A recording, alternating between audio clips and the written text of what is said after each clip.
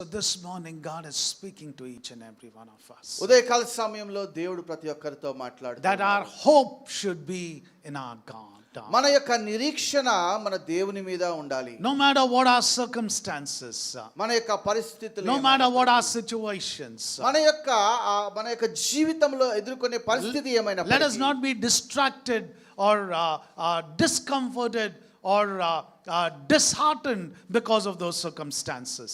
ఆ యొక్క పరిస్థితులను బట్టి నిరాశ చెందవలసినటువంటి పరిస్థితి. But let us tell our soul, అయితే మన ప్రాణమునకు మనము చెప్పుకోవాలి, follow after God. దేవునిని వెంబడించు. Because He is our hope.